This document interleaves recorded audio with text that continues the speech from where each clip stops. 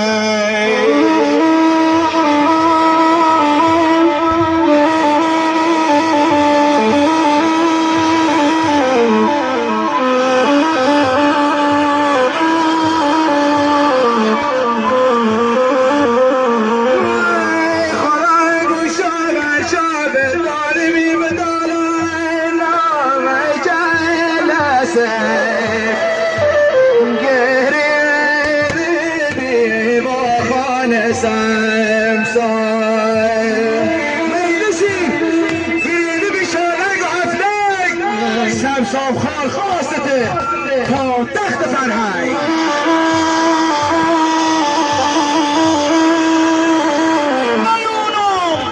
قیامت یا مرگ کورش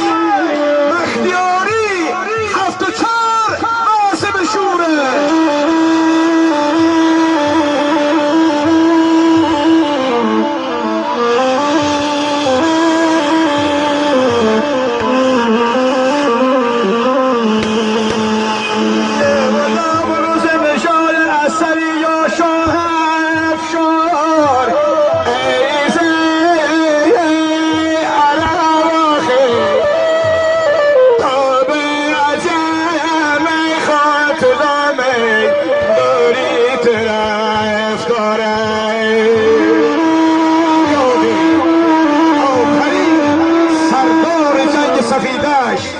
فاتح سفینه‌اش فرامرزخان باهمنی